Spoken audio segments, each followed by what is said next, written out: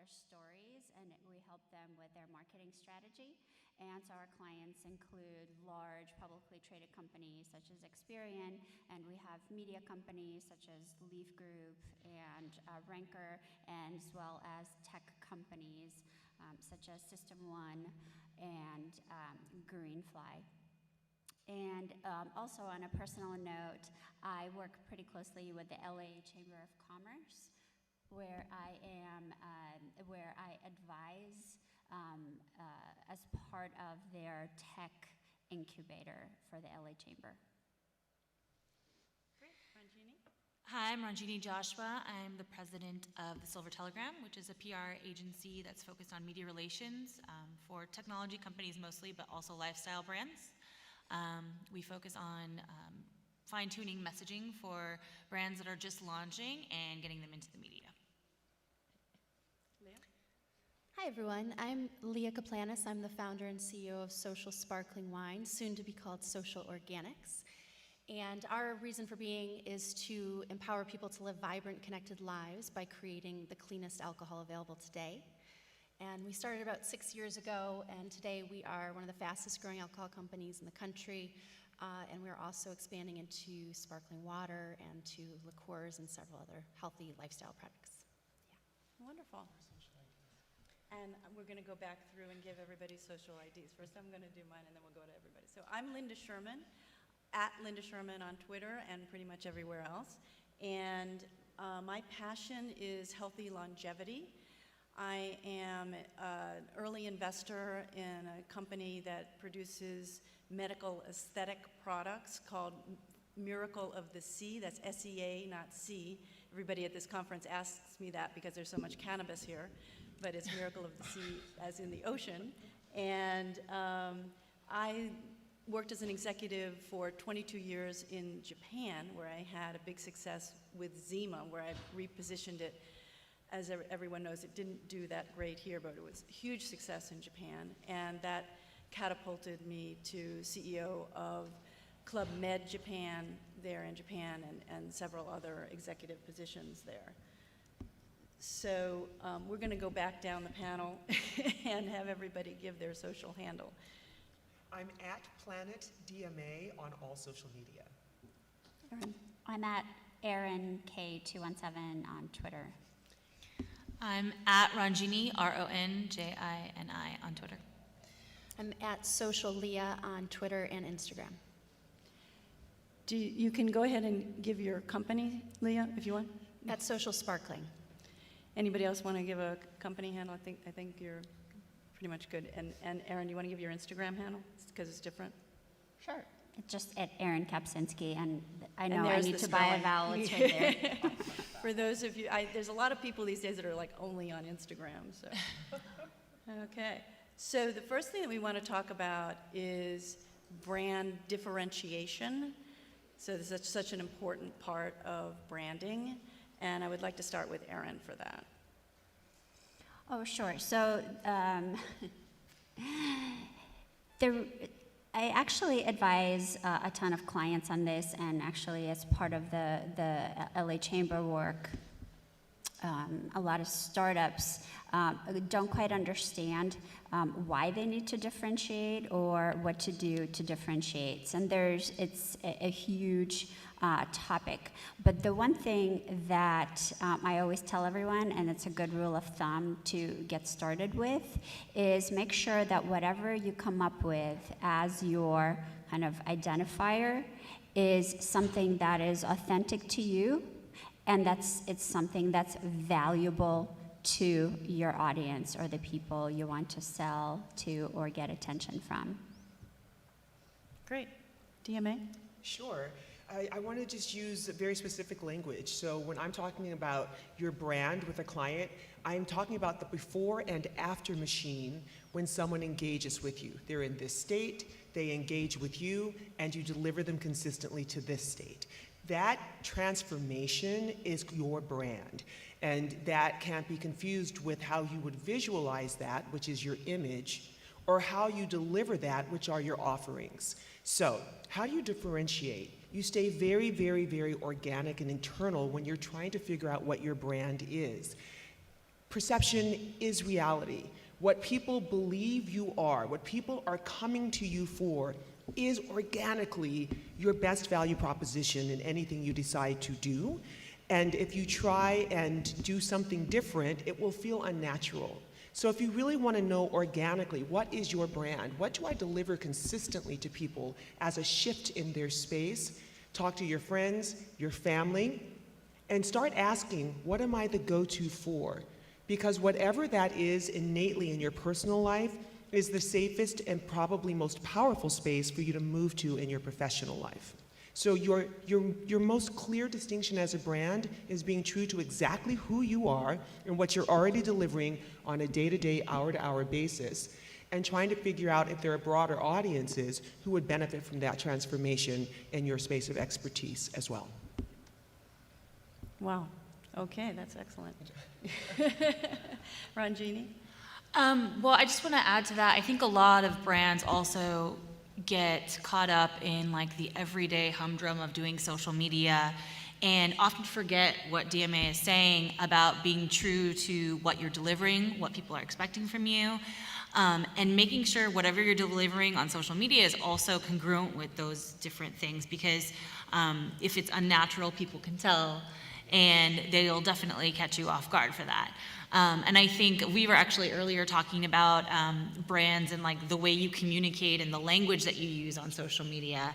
And, you know, everyone is watching. It's not something you can delete so easily. People are tracking all that information. So when you are delivering your social media presence, I think it's more often it's better to be cautious than to just put something out because you feel like something has to go up there. You know, if it's not genuine, then that'll definitely reflect on the brand overall. Thank you, Ranjini. Yeah, actually, there's some CSU students here today, and I've been so eager. It wasn't you, thank you. But I'm so eager I'm launching Miracle of the Sea official on Instagram, and so they very kindly offered to exchange Instagram handles with followings with me, and I followed them back, and then I went to look at what they were posting, and it was filled with 4-letter words, and it was like, here I am, a brand. You know, it's hard for a brand to interact with you when you're like way out there. And the other thing is, employers will definitely come back and look at your social stuff to see who you are. So, Well, and partners it's really and hard other to get rid people. of this stuff. Yeah. Partners and other people as well. It's not, you know, it's not just about employment, but if you are a brand and hoping to partner with people in the future, you want to create a sense of, you know, professionalism that you can carry across all the things you might do now and in the future. So. Unless that is literally a deep part of your brand, unless Yeah. being that Yes. radical renegade voice is part of the brand, in which case, go for it and know what spaces will align with that, because we'll talk about that more. But it really is about brand alignment, especially when we start talking about marketing and organic marketing opportunities. Good point. Leah? Yeah, so I guess I want to bring up just kind of getting down to the foundation of building a brand, specifically for a product, I guess. You know, you can kind of go linear with this and to say that there's key differentiation points that products typically compete on. Price, quality, a lot of times those are inverse. And then you can go into brand, what is like the feel or the values of the product. So essentially what you end up getting is you get this big chart, this big graph of where each brand or product kind of falls, you know, on this chart. And what you want to do is you want to find an opening of where there's space. There are needs that are not met. There is, you know, maybe it's, even if you're, let's say, a medium price product and a medium quality product, but there's no one out there that's offering a brand that expresses certain values of surfer lifestyle or loves music or, basically you're going to have to figure out where you can compete. And you can't compete on being the low price leader and having the highest quality most of the time. There's just certain economics of business that all these other people out there they've tried their best, you know. So you kind of got to look at the market and figure out what are the economics of the business and see how you're going to meet a need that's not filled. And, you know, I just real fast, I really like to take a step back to remind us that, you know, we're all humans, we're all here trying to make life better for each other. And so when we're creating something, we are here to provide something new that solves problems and meets needs. So if it's already existing, then that's really not going to be supported by the community as much unless you know, the more you innovate and improve things, the more it will be, so. Great. There's another part of branding, and that is focus. Did you want to add anything about focus, TMA? I think it's going to be a counterintuitive thing, because your thought right now might be, ooh, I have a great idea. Ooh, I want to make this great product. And your next step is, how do I go make that? And then the next step is, how do I find an audience for that? And that's a very analog approach to creating an offering. When you have that great idea, the next step isn't to immediately start building infrastructure. Like, oh, I'm going to put my deck together to raise money. Oh, I'm going to form a 501c3. Oh, I've got to hire staff. Sometimes the trick is that you're trying to do that so you can accomplish something you control. And the change that you're actually trying to create feels much, much more out of your control.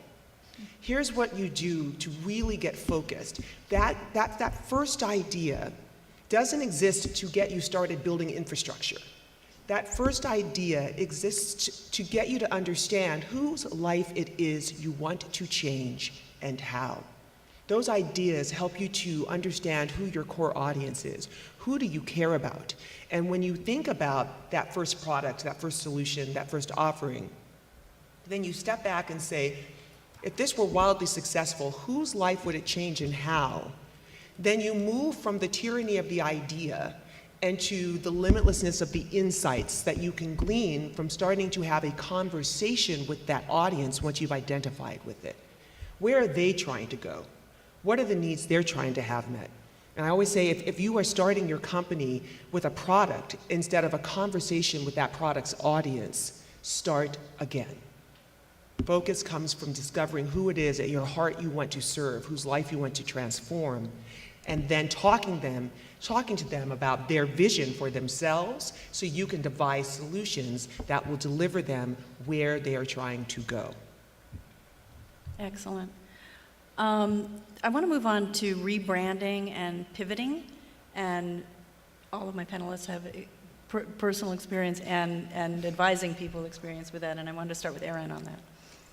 Yeah, sure. So oftentimes we find ourselves, no matter what size company you are, or even potentially if you're an individual and you're out there and you're your own product, there comes a time where we may need to pivot or rebrand. And there are very specific sets of criteria that you can look at and figure out if that is something that you want to do. And I'm going to give you a couple of examples from my own clients. So one of the scenarios where you should rebrand is if your business has changed or it's pivoted, or there are some forces acting on your business, or the environment has changed, or the competitive landscape, where it might be appropriate to kind of come up with, if it's a business, potentially a new name, new visuals, new offerings, and how you talk about your offerings. So an example, a client example I had is I was helping a business that was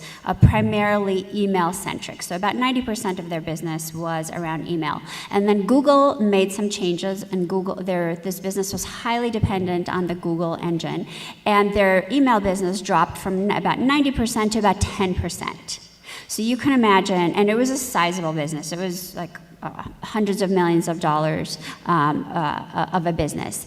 And you can imagine how devastating that would be to a business. So they diversified. They diversified into different channels. They made some acquisitions. They did some strategic partnerships. And then email was still part of their name and was no longer representative of their business. So that's an example of, we did rebrand them. We got email out of their name. We came up with new visuals for them, etc. So that's an example of when you would do it. But there are also times when you don't want to do it. And I'll give another example. I used to run marketing for a media company, and one of our websites was a property called Tom's Hardware.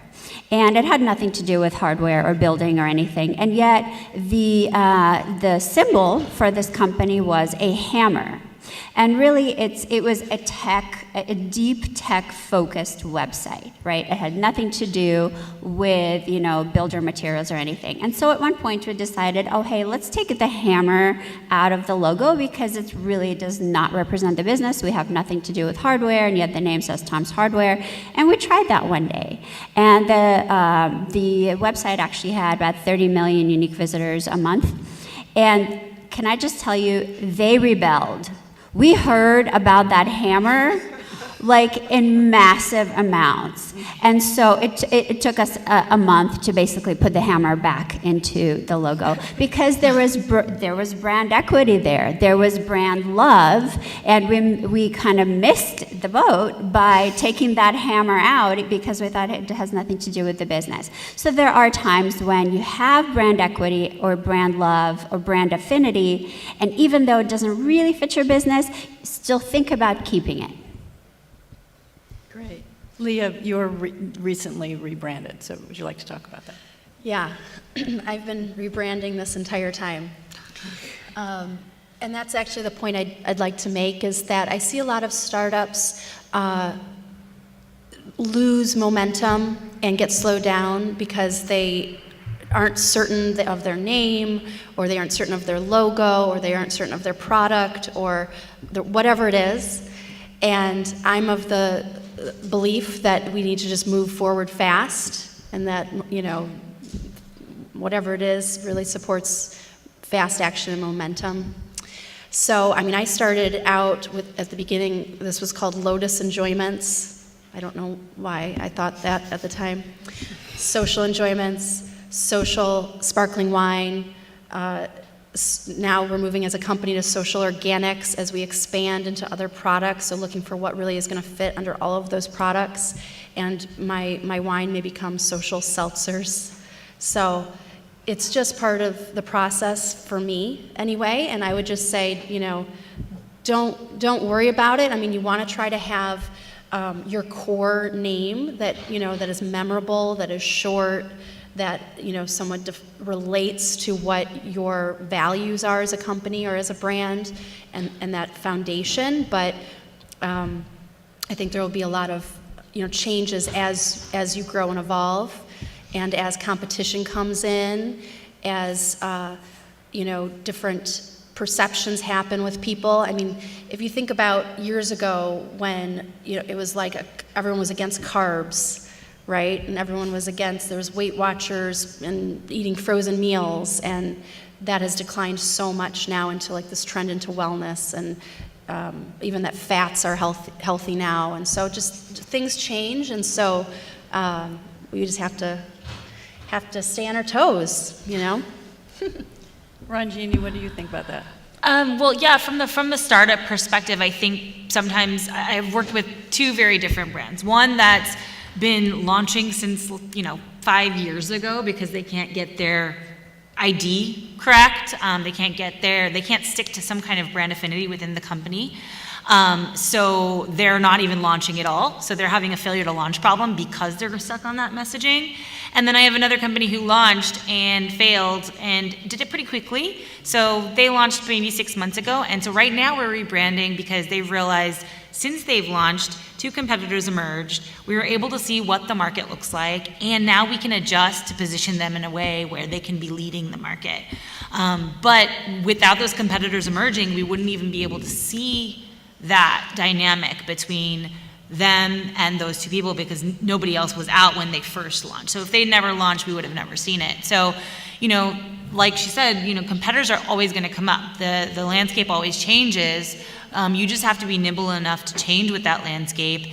And again, stay true to your voice. So it's like a combination of staying true to your core value and mission that you've developed at the very beginning, but also having the flexibility to change your brand, like the visuals of your brand, and maybe the language of your brand, but while you're still staying true to kind of who you are at the core.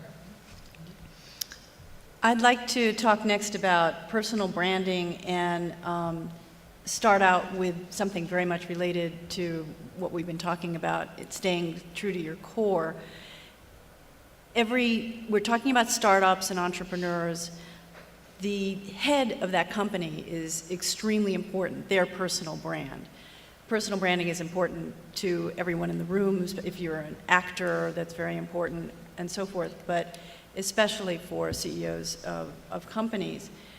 And one of the things that really helps your personal brand is to speak at conferences. So I have some tips on making sure that your personal brand is in good shape for conferences. So for instance, this conference has both a website and a printed thing. If you're going to attempt to make any changes to what you want to be represented at the conference, you have to get that to the conference leader really early, not the week of the conference. If the week of the conference, you can't even get any changes on the website. So I have fellow panelists here for Digital Hollywood, and you know. So speaking is a great opportunity to be heard, to get on video is especially great, but you want to make sure that all the stuff that's going out and that it's going to stay on the web for years is your most updated bio. You update all your bios, or you should be updating all your bios on all of your social media and your own website. Make sure that the bio that that conference leader has from 3 years ago is what you want to be using, because they will just keep slapping it up if you don't change it. The other thing is your headshot. You should have a beautiful headshot, and it should be updated. So that needs to go to the conference as well. And just one other thing, and that is, if you're going to be speaking at a conference, and I'm glad to see other panelists here, attend other stuff. Take advantage of the conference to network and to participate. First of all, the conference host is going to really appreciate that. And the other thing is just valuable. You already drove there and everything, and there's other valuable information at the conference and opportunities to network. And especially, you're running around with a speaker badge, people are going to be interested in talking to you. So, okay, that's on clarifying who you are for the conference.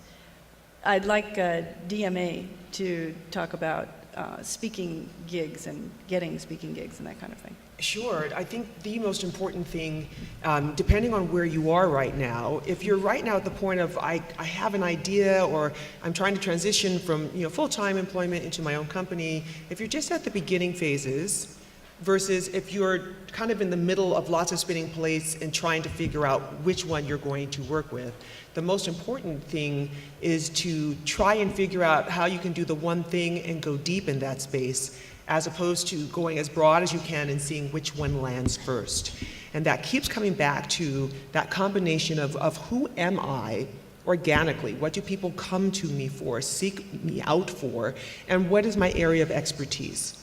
And the combination of that, or those, because I have an entertainment background, a tech background, a social impact background, so I'm very, very specific when I'm looking into opportunities to kind of lend a voice or to connect to organizations and communities about exactly what I deliver, and is it something that closes a gap or fulfills a need for them.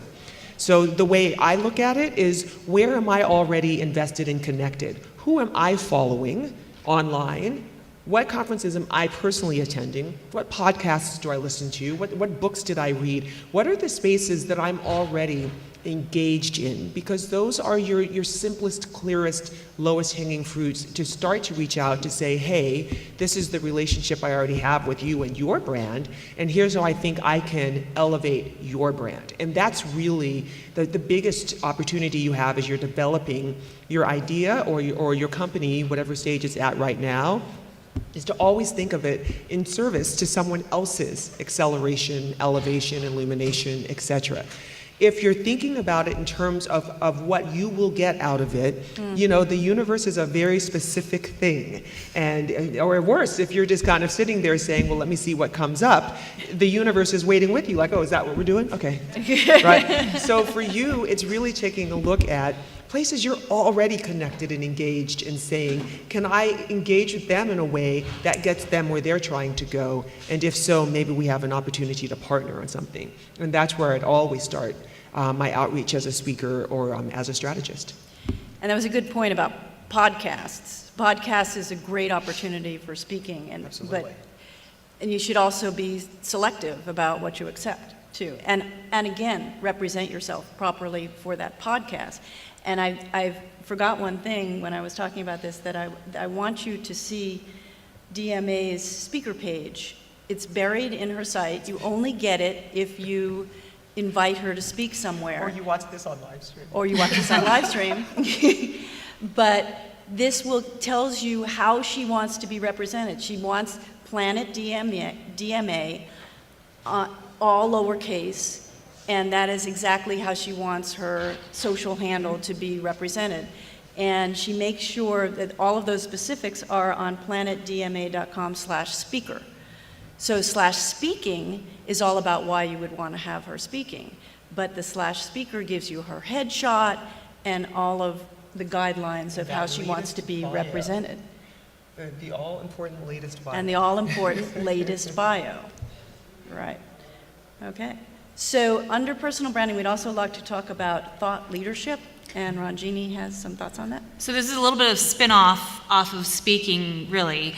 And, you know, I think DMA was mentioning, you know, try to hone into a niche. And that's kind of another angle of this as well. When you're speaking, there's always a special area that you should be representing. What is your final message in that special area? So people can see that you have some kind of expertise somewhere. And thought leadership is basically that, establishing expertise. And a really good way to start doing that, and then also helpful when you're submitting speaker submissions, is creating a presence, whether it's a blog, whether it's using Medium, whether it's YouTube, and talking about a specialty so that people understand where your experience and your background and your information lies.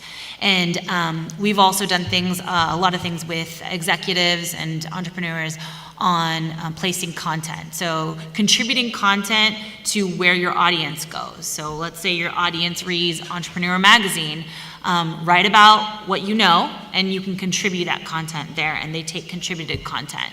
And these aren't paid placements, these are what we call earned placements, where it's basically you're submitting editorial style content that promotes a thought or idea, not necessarily your brand, but it does position you as an expert there. So start looking at yourself as an expert. And if it takes you asking your family, hey, what do you think I'm an expert at? I think that could be that too. It doesn't have to mean that you're launching your own business. You can be a part of a bigger organization and be an expert at something there. What is your niche? What is your, things that you do every day that maybe you take for granted, but other people would find very valuable? And start writing about it, or talking about it on YouTube, or talking about it on Facebook Live. Wherever you find that you have an audience, use those different channels to establish that leadership and start positioning yourself. A lot of people kind of take these small types of steps for granted, where you can easily start growing your presence, growing a following. And some people have really high Instagram following, but nobody on Twitter. So it doesn't mean that you have to have 100,000 followers everywhere. Even if you specialize in one specific social angle, that could work for you too. It's really based on what you're trying to get out of it. Great. I'm going to circle back to Ranjini again, and I apologize because that was kind of the order we did this in. because I want to talk about PR specifically next and get tips from Ranjini. But I'd like Erin to talk about the analytics that you place against a PR company first. Yeah, sure. So part of it is analytics, but really when I work with companies, including startups, especially startups or smaller companies, smaller budgets, some of them, they don't even know if they're ready for PR. So I think just to clarify for you guys, so Ranjini is actually on the agency side, and so I would be representing the client side. I'd be the one kind of hiring Ranjini. And so for me, what's really important is to make sure that you're actually ready for PR at all. And I know that people kind of, I've heard clients say, oh, PR doesn't work. It's like, okay, well, what did you do? Like, did you have a dedicated resource internally who would manage? Did you have the right fit for your agency? There's so much that goes into whether, this is a successful channel for you or not. So I developed this little checklist that I can share with you guys right now to know if you are ready for PR. So one of them is very much, do you have a consistent story to tell? Have you anchored yourself and talked about, we've talked a lot about defining your brand voice and how to find your authenticity and all that. Have you done that? So that's kind of checklist number one. And then you really have to know who you serve as well, who you want to reach. So that's really important. Item number two is, do you have defined business goals that you want your PR program to hit? Like, do you want to increase website traffic? Do you want to increase your funnel? Do you want to increase sales? Like, what do you want to do? What are the business goals you want PR to help you with? Okay, so then number three, and this is super key. Do you have a pipeline of quote-unquote newsworthy materials? Because there's a tendency, and I think we all have it, it's just human nature, when something's exciting to us, we're like, oh my God, this is gonna be so important to the rest of the world. And so much of the time, it kind of isn't. So, sorry. So a really key thing is to have newsworthy materials, right? So how do you have a pipeline that you anticipate having some news to share that would actually benefit somebody else, that would actually show the benefits to the ecosystem, to the partnerships, or if you're raising funds, that's always super newsworthy because that speaks to, where are investments being made right now, and there could be a bigger story there. So basically, having that newsworthy pipeline is super important before you venture on the PR channel.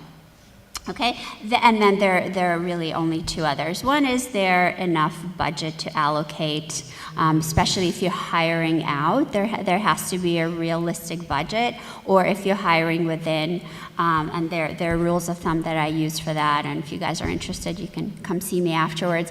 And then the fifth, and also super important piece, is do you have an internal resource, that's if you're hiring an agency out, that would be able to dedicate time to the PR agency and serve as kind of this liaison and be in a partnership.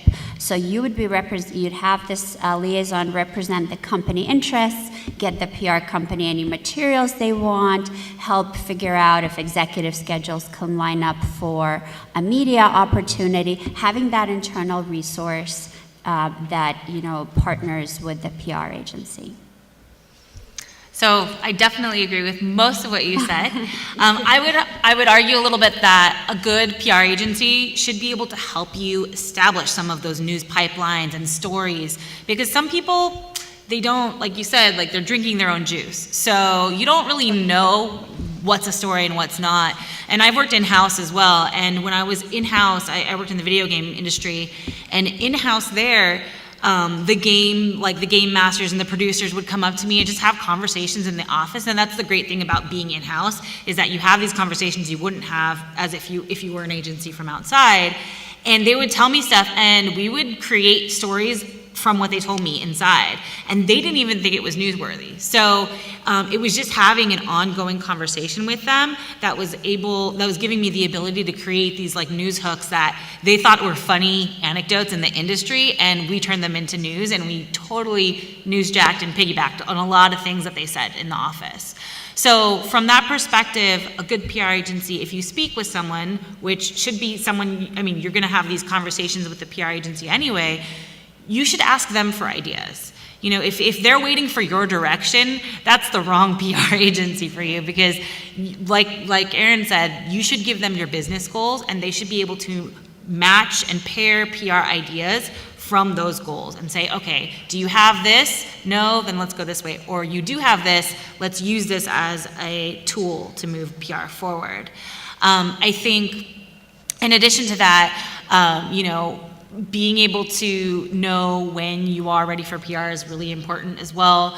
But having that internal person is quite vital. I've worked with startups, quite a bit of startups, and that sometimes, you know, that we have to go our separate ways because I'm giving them a barrage of opportunities and information or things that I need from them, and I don't hear back from them for a couple of days. And in PR world, a couple of days can mean like death of that article that you're gonna get. So you really have to have someone who can, or direct access to someone who can give you what you need, or a repository. I mean, a lot of times when I work with CEOs that don't have a lot of time but want to get the media, they basically put everything in a Dropbox for me. I give them a list of things that we need. Here's what we're going to need, and then they put everything there, and then we're able to pull from it. So it's just really easy access to be able to have your materials and share the materials that you have internally. But ideally, you will have someone inside that can communicate with the internal team for you, and be like your feet on the ground for anything PR related. Sure. I just want to, as you're putting your timeline together, I love that both of them are saying, are you ready for PR? There's the first part of this whole experience is defining the audience, creating a very small solution, and then moving into infrastructure, the branding of it, the PR of it. So many times we try to do the entire thing at once. Don't try, and I'm going to say this because it's digital Hollywood, don't try and run out and get PRs, a PR, and branding work when you haven't actually created a solution that delights an audience. It's kind of like coming into Hollywood and I just wrote a script, how do I get an agent? It's like, oh no, agents come after you've made money. They're not the people that go get you the money. You have to go do that boots on the ground work first. And the same is true for all of us as we run our companies at whatever level. If you're trying to get PR off of what in tech would just be called vaporware, off of premise, instead of off of solution, or even off of promise instead of off of solution, it's going to be a tougher road to hoe because you're still too much in the trenches here to be responsive to the needs of what these folks are going to need to move that solution forward. Great. Since we're talking about startups, I do want to leave, we're finishing at 11:45, and I do want to leave time for a question and answer. You guys are going to want time for question and answer? You care? Okay, that's good to know. All right. So, but I do want to go to startup tips. And DMA, I know you have a list for that. I do want to give Lee an opportunity to give her startup tips first. Okay, so who wants to have their own startup? Yeah? Cool. All right, so let's see. I got 3 tips I had thought of. You know, the first thing is very similar to what's been mentioned, which is you're trying to solve a problem. I hope it's a problem that you really know about and that you really know how to solve, and that it's really important for you to solve it. Because you may or may not make money solving it for many years, unfortunately, and it may or may not ever work out.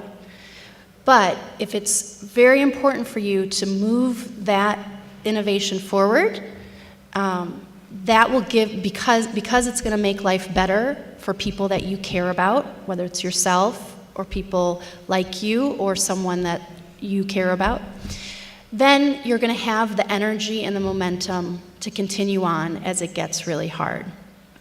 Okay, so just really think about it, that you truly are making a difference in the world by what you are inspired to do. The second thing I would say is make it as tangible as you can quickly. So an idea is something that lives in our own heads. It's invisible. Your job is to make it visible. And the way to do that is, there's a couple simple tips that aren't permanent. They can change. It's nothing, it doesn't have to be permanent at the very beginning. But one simple way is to get a graphic designer on 99 Designs for $100, $250. You can put it out there and get like 30 plus logos, or you could get even like a product image. So you could submit a can if you wanted to do a beverage, and they would come back with like, almost 50 different potential looks. And with that, you now have, you go through them all and maybe continue to work with that designer to refine. But you now have something physical that you can show to everybody that you see all around you. Because now you're taking it from just your head to on paper, and now you're putting it into other people's heads. And then they can help you to make it even more physical by saying, oh, I know this person that can help you find that can in real life. I know a can company. Or I know someone that can help you get a website. So you now have a website. So these are more tangible creations. But you can't do it alone. And so you're just really showing this concept, this creation that you are the spokesperson of. And then the world is going to help you to make that into physical. And actually, that kind of just really leads into the last tip that I had, which was talk to as many people about this thing as you can. Because some people are really afraid, I'm going to tell people, they're going to steal it, competition's going to come left and right. It takes so much focus and energy to create something that really, really grows momentum, that you need to tell people. You need everybody's help. You need everybody's help. So, and you just never know who the person sitting next to you on the plane, who they know, what they know. So build those relationships with as many people as you can who cross your path. And that's how the energy and the momentum and the resources come in to fuel your creation. Great, and I just wanted to make sure everybody got that resource. It was 99designs.com. It's a very good resource. This is what DMA does for a living. Yeah, I'm obsessed so with this. so- In 30, very, very, very clearly, we talked about, I have a great idea. That great idea exists for one reason, to help you understand who your audiences are and how you want to change their lives. Once that's figured out, you have to talk to them. Because the biggest shift you're going to make as an entrepreneur is to accept that you are not and you will never be the target audience. Once you decide to devise the offering, you become the medium. You become the vehicle of the change, not the rewarding recipient of the change. So you're going to be in a constant dance with this audience and evolving and growing audiences for the rest of your company's life, and you have to be in constant conversation with them. Rebranding, pivoting is awesome if it's responsive to an audience that's in love with you. Oprah hasn't been a talk show host for a decade because it was never about the product. She's gone on to many other things, as everyone else who has a successful, internally focused, defined, and driven brand can do. So once you know who that audience is and you get where they're trying to go, you're going to go into the garage and you're going to stay in the garage until you solve the problem. What I mean by stay in the garage, you're not going to hire staff, get a PR company, put up a website, capture all of these social media, start blasting, start going to conferences, passing out your business card. Oh my God, it's origami, but you actually haven't solved a problem yet. You're not going to do the things you have control over to feel like you've done something. Don't confuse infrastructure with change. Your job is to stay in the garage, which means small and cheap, until you've come up with the tiniest possible solution that solves your target audience's problem. I am a lean methodologist. Big outcomes don't require big executions. You've got to start small and bring it right back, as Leah said, as quickly as you can to the audience, because you need to see if it works. Does it fix their problem? If it does, what might you do to improve or scale it? And if it doesn't, you'd have saved yourself a lot of time and money, because you've got to take it back in and tweak it and keep going through that beautiful cycle until there is something that either delivers your audience to that space you promised, or surprisingly delivers another audience to a totally different space. Post-it notes, Cool Whip, think about. Your entire role here is to stay focused on the outcome for your audience. If you don't, and this is my last but most powerful thought, if you jump into infrastructure so you can feel you've done something, right? Oh, I want to cure this problem. I want to uplift this people. I'm going to form a nonprofit. Well, that's 2 years just forming the nonprofit. I'm going to start a film festival. I'm going to do a telethon. Whatever that thing is that lets you feel like you've done something, at some point, the event is going to become the thing. At some point, if you start with infrastructure and all of the Byzantine work that goes into infrastructure, instead of staying in the garage and creating a small problem, a solution for a problem, at some point, instead of the organization existing to solve the issue becomes the justification for the organization. All of your time, all of your work, all of your effort is going to keep going into keeping the company afloat, keeping the organization funded, keeping yourself visible, when the audience has vanished from your daily workload.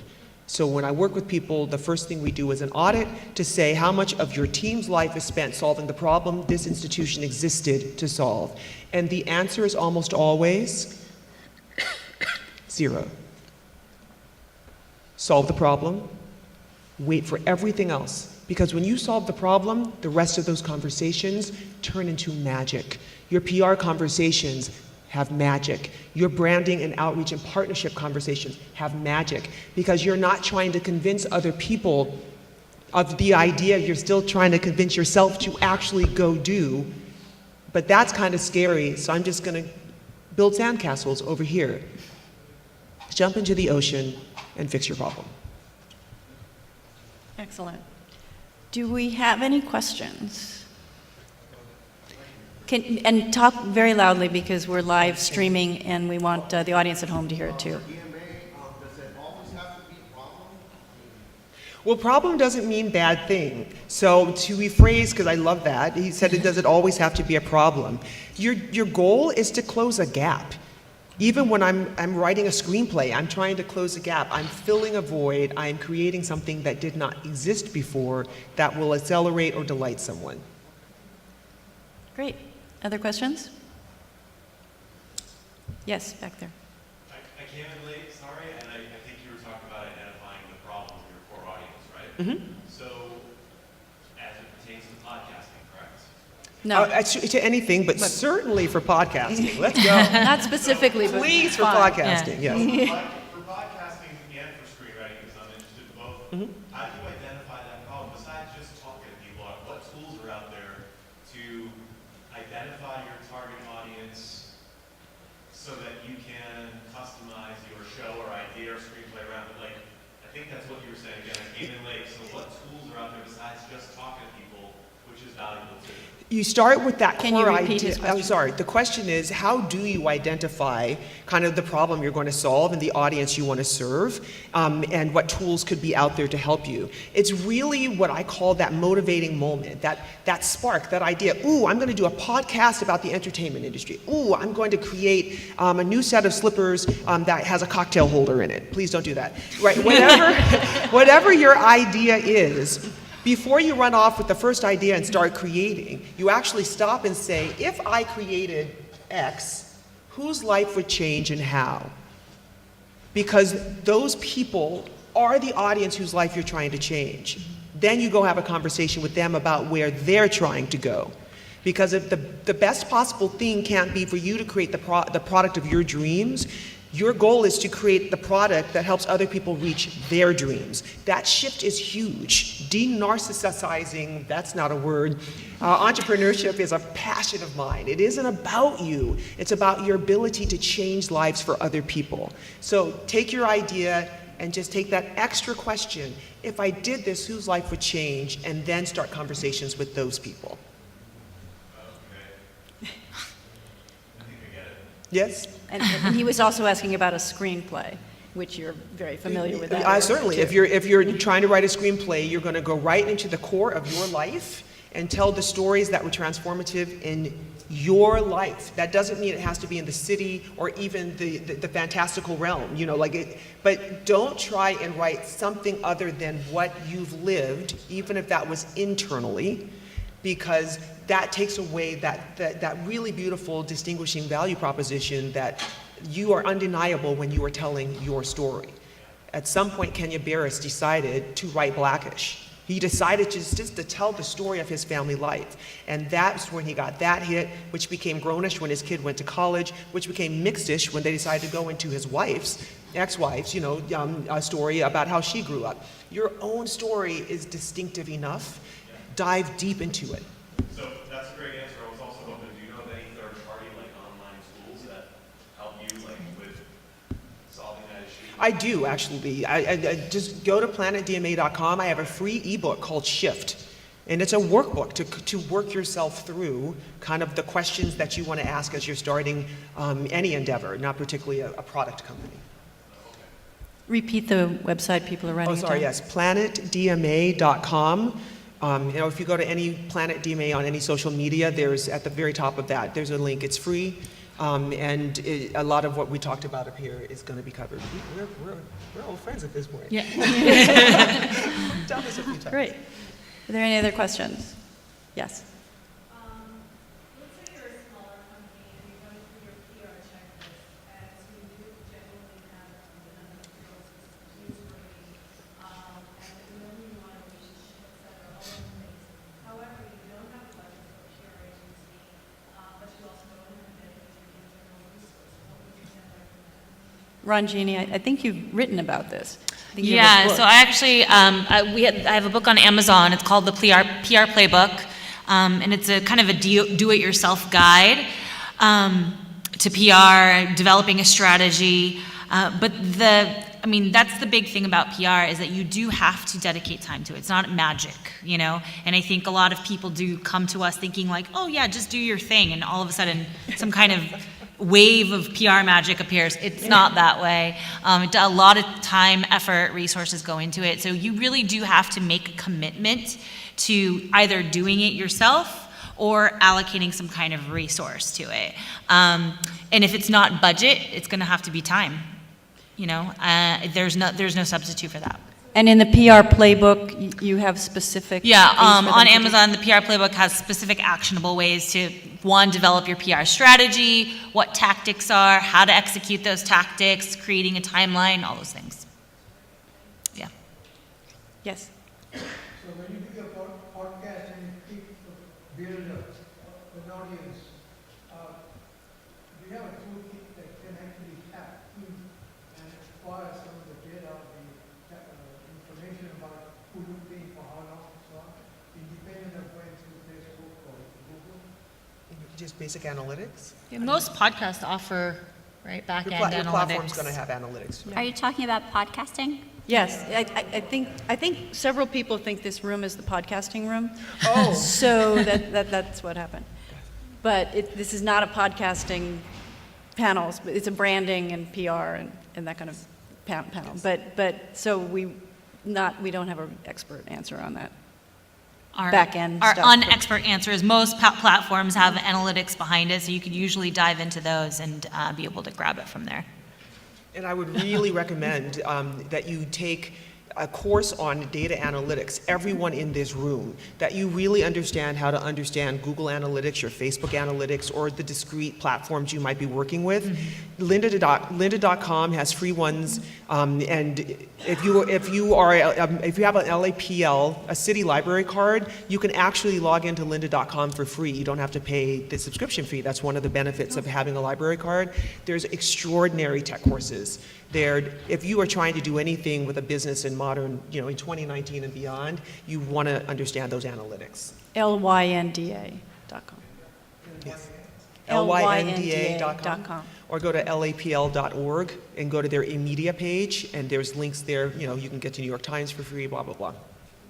Yeah, take advantage of your library, and as Erin says, your Chamber of Commerce. Yeah, absolutely. Yeah, they offer lots of free resources, and in fact, a startup program.